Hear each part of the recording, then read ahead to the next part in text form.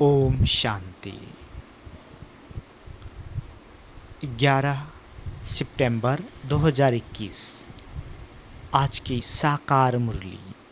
शिव बाबा कहते, मीठे बच्चे, सत बाप सचखंड स्थापन करते हैं। तुम बाप के पास आए हो नर से नारायण बनने की सच्ची सच्ची नॉलेज सुनने। प्रश्न, तुम बच्चों को अपने गृहस्थ व्यवहार में बहुत बहुत संभाल कर चलना है। क्यों? उत्तर, क्योंकि तुम्हारी गत मत सबसे न्यारी है, तुम्हारा गुप्त ज्ञान है, इसलिए विशाल बुद्धिमान सबसे तोड़ निभाना है। बाबा कहते, अंदर में समझना है हम सब भाई भाई व भाई बहन है, बाकी ऐसे नहीं। स्त्री अपने पति को कहे तुम मेरे भाई हो। बाबा कहते, इससे सुनने वाले कहेंगे इनको क्या हो गया, युक्ति से चलना है। ओम शांति। रूहानी बाप बैठ बच्चों को समझाते हैं। रूहानी अक्षर न कह, सिर्फ बाप कहे तो भी अंडरस्टूड है। ये रूहानी बाप है। बाप बैठ बच्चों को समझाते हैं। सब अपने को भाई भाई तो कहते ही हैं, तो बाप बैठ समझाते हैं बच्चों को। सबको तो नहीं समझाते होंगे। गीता में भी लिखा हुआ है भगवान वाच किसके प्रति? भगवान के हैं सब बच्चे, वह भगवान बाप है, तो भगवान के बच्चे सब ब्रदर्स हैं।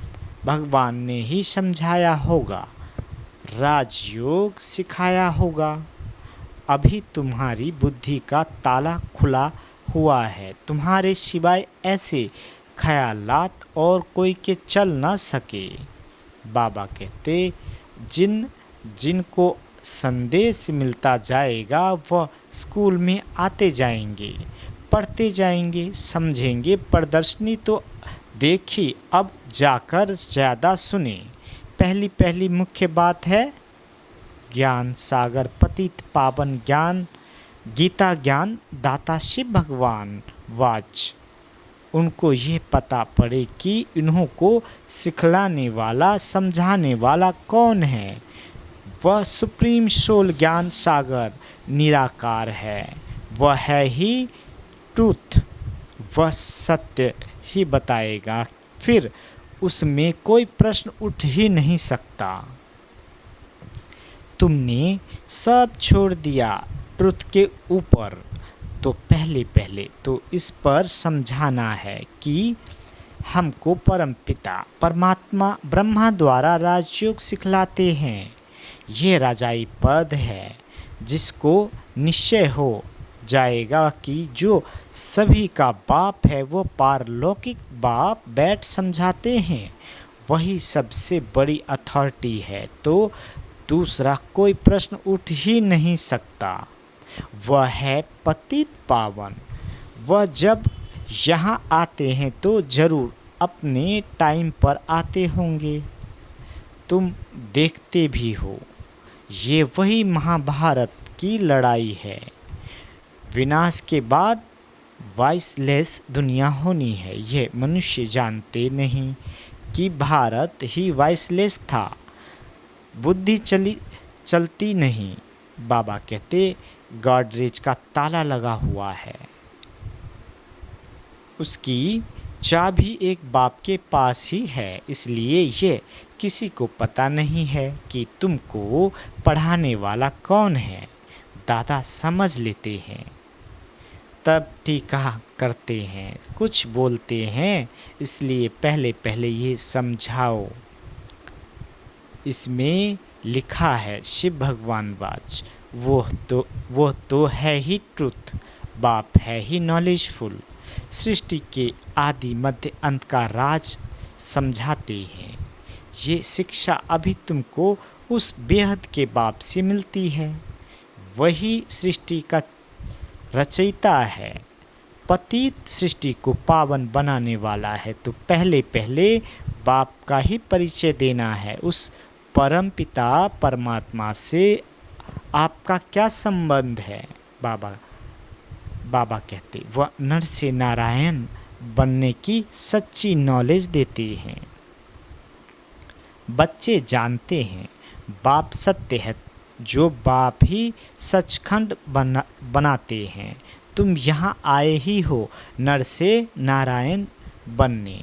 बैरिस्टर पास जाएंगे तो समझेंगे हम बैरिस्टर बनने आए हैं। अभी तुमको निश्चय है हमको भगवान पढ़ाते हैं। कई निश्चय करते भी हैं, फिर संशय बुद्धि हो जाते हैं तो उनको सब कहते हैं तुम तो कहते थे हमें भगवान पढ़ाते हैं, फिर भगवान को क्यों छोड़ आए हो? संशय आने से ही भगंती हो जाते हैं। बाबा कहते कोई ना कोई विक्रम करते हैं। भगवान वाच काम महाशत्रु है, उन पर जीत पाने से ही जगत जीत बनेंगे। जो पावन बनेंगे वही पावन दुनिया में जाएंगे। यहाँ है ही राजयोग की बात। बाबा कहते तुम जाकर राजाई करेंगे, बाकी जो आत्माएं हैं वो अपना हिसाब चुकता कर वापिस चली जाएगी। यह कयामत का समय है। अब ये बुद्धि कहती है सतयुग की स्थापना जरूर होनी है। पावन दुनिया सतयुग को कहा जाता है। बाकी सब मुक्ति धाम में चले जाएंगे, उनको फिर अपना पाठ रिपीट करना है। तुम भी अपना पुरुषार्थ करते रहते हो। बाबा कहते पावन बन और पावन दुनिया का मालिक बनने के लिए मालिक तो अपने को समझेंगे ना। प्रजा भी मालिक है। अभी प्रजा भी कहती है ना हमारा भारत। तुम समझते हो अभी सब नरकवासी है, अभी हम स्वर्गवासी बनने के लिए राजयोग सीख रहे हैं। सब तो स्वर्गवासी नहीं बनेंगे। बाबा कहते बाप कहते हैं जब भक्ति मार्ग पूरा होगा तब ही मैं आऊँगा। मुझे ही आकर सब भक्तों को भक्ति का फल देना है। मेजॉरिटी तो भक्तों की है ना। सब पुकारते रहते हैं हे गॉड फादर। भक्तों के मुख से ओ गॉड फादर, हे भगवान, ये जरूर निकलेगा।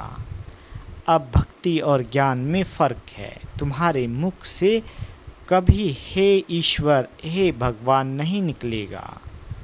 मनुष्य को तो ये आधा कल्प की प्रैक्टिस पड़ी हुई है।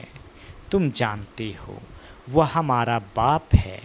तुमको हे बाबा थोड़े ही कहना है। बाप से तुमको तो वर्षा लेना है। पहले तो यह निश्चय हो कि हम बाप से वर्षा लेते हैं। बाप बच्चों को वर्षा लेने के अधिकारी बनाते हैं। ये तो सच्चा बाप है ना। बाप जानते हैं हमने जिन बच्चों को ज्ञान अमृत पिलाए, ज्ञान चिता पर बिठाया, विश्व का मालिक देवता बनाया था, वही काम चिता पर बैठ भस्मीभूत हो गए हैं। अब मैं फिर ज्ञान चिता पर बिठाए घोर नींद से जगाए स्वर्ग में ले जाता हूँ। बाप ने समझाया है तुम आत्माएं वहाँ शांति धाम और सुख धाम में रहती हो। सुख धाम को कहा जाता है वॉइसलेस वर्ल्ड, संपूर्ण निर्विकारी। वहाँ देवताएं रहते हैं और वह है स्वीट होम। बाबा कहते आत्माओं का घर। सभी एक्टर्स उस शांति धाम से आते हैं यहाँ पाठ बजाने। हम आत्माएं यहाँ की रहवासी नहीं हैं। वह एक्टर्स यहाँ के रहवासी होते हैं। सिर्फ घर से आकर ड्रेस बदली कर पाठ बजाते हैं। तुम तो समझते हो हमारा घर शांति धाम है, जहाँ हम फिर वापस जाते हैं। जब सभी एक्टर्स स्टेज पर आ जाते हैं तब बाप आकर सबको ले जाएंगे। इसलिए उनको लिबरेटर गाइड भी कहा जाता है। बाबा कहते दुख हरता सुख करता है तो इतने सारे मनुष्य कहाँ जाएंगे। विचार तो करो, पतित पावन को बुलाते हैं किस लिए? अपने मौत के लिए। दुख की दुनिया में रहने नहीं चाहते हैं, इसलिए कहते हैं घर ले चलो। ये सब मुक्ति को ही मानने वाले हैं। भारत का प्राचीन योग भी कितना मशहूर है, विलायत में भी जाते हैं प्राचीन राजयोग सिखलाने।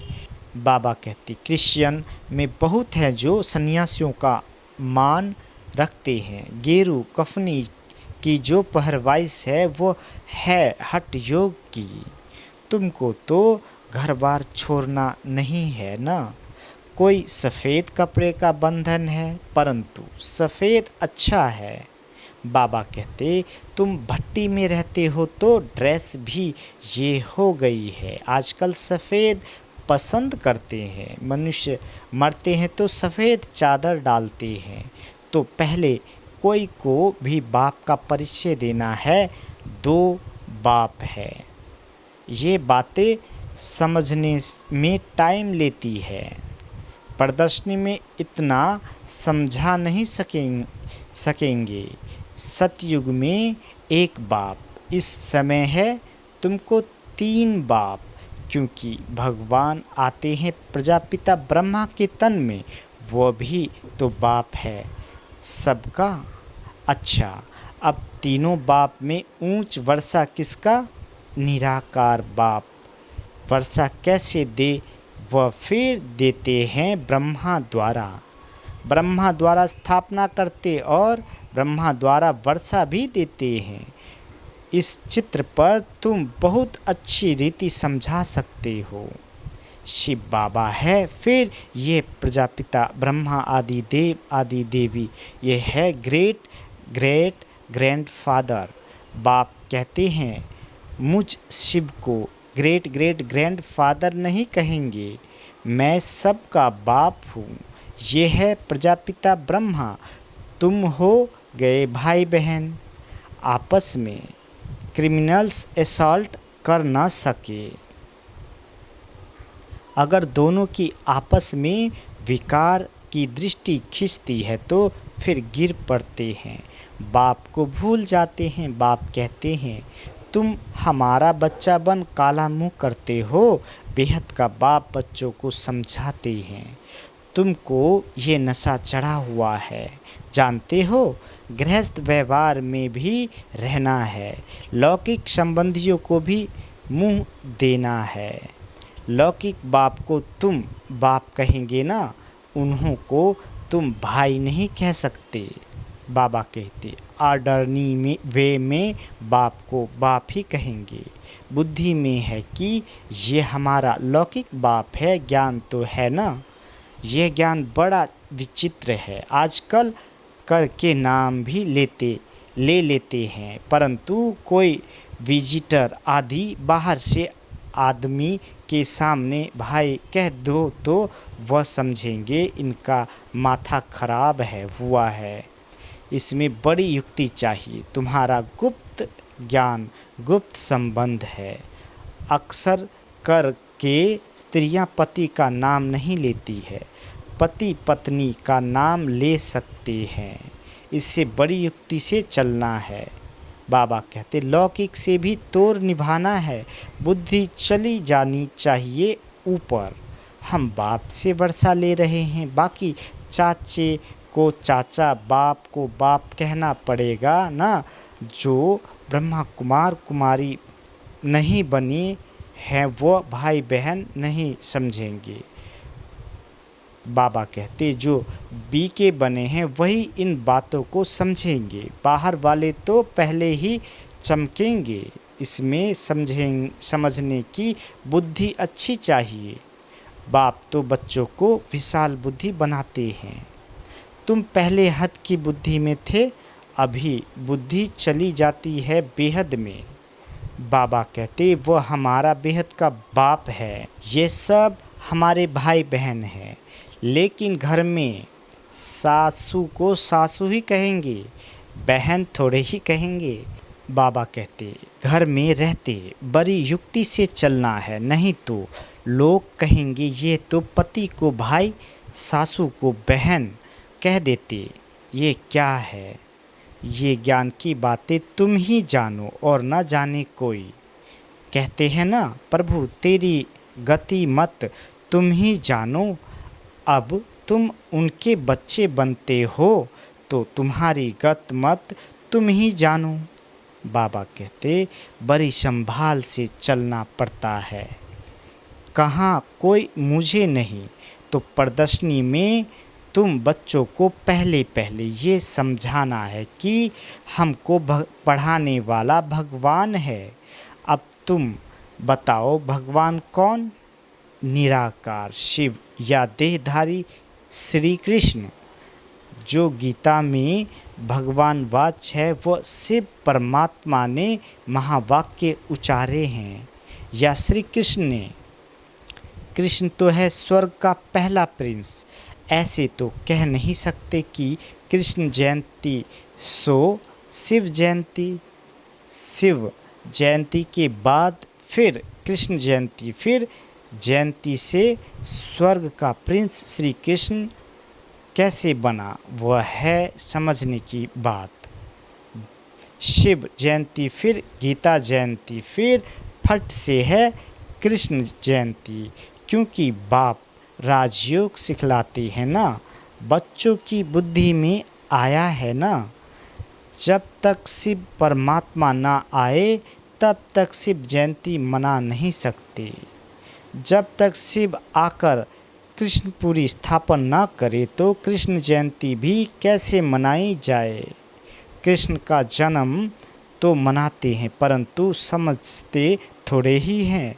कृष्ण प्रिंस था तो जरूर सतयुग में होगा ना। देवी देवताओं की राजधानी होगी जरूर, सिर्फ एक कृष्ण को बादशाही तो नहीं मिलेगी ना। बाबा कहते, जरूर कृष्णपुरी होगी ना। कहते भी हैं कृष्णपुरी, और फिर ये है कंसपुरी। कृष्णपुरी नई दुनिया, कंसपुरी है पुरानी दुनिया।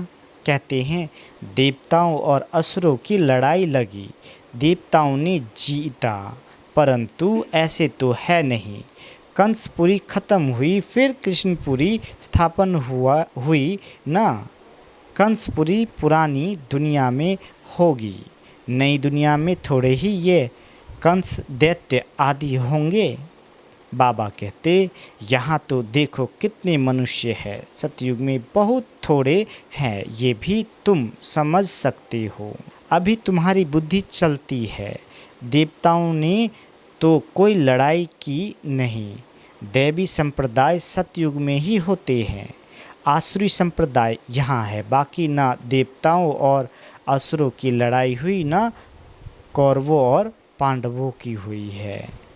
बाबा कहते, तुम रावण पर जीत पाते हो। बाप कहते हैं इन विकारों पर जीत पानी है तो जगत जीत बन जाएंगे।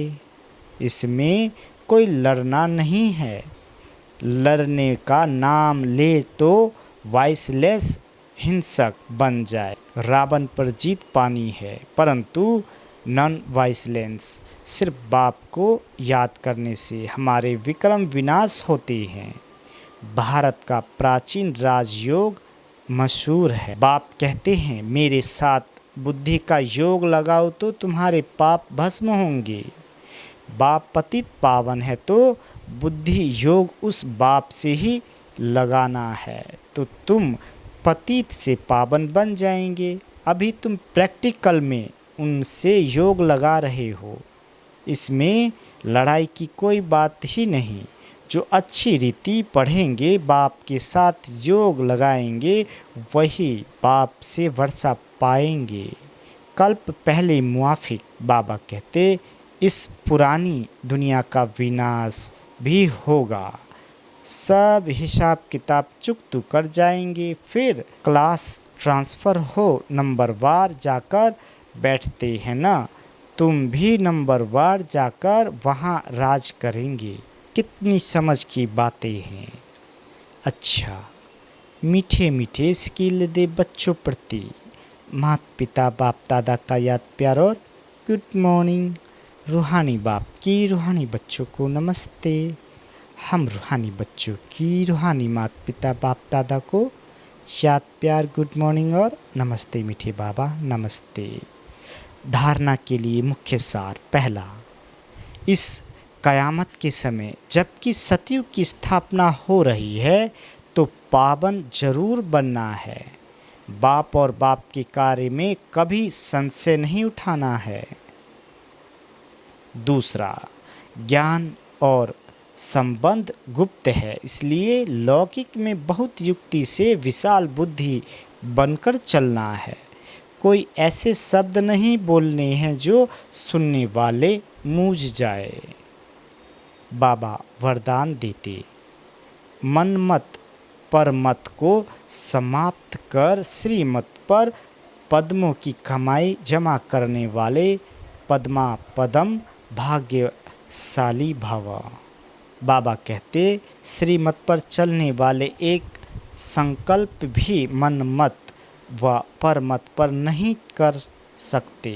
स्थिति की स्पीड यदि तेज नहीं होती है तो जरूर कुछ न कुछ श्रीमत में मनमत व परमत मिक्स है। मनमत अर्थात अल्पज्ञ आत्मा के संस्कार अनुसार जो संकल्प उत्पन्न होता है वह स्थिति को डगमग करता है, इसलिए चेक करो और कराओ एक कदम भी श्रीमत के बिना ना हो, तब पद्मों की कमाई जमा कर पद्मा पदम भाग्यशाली बन सकेंगे।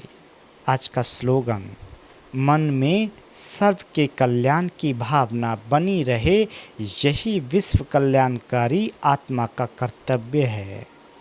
अच्छा, ओम शांति।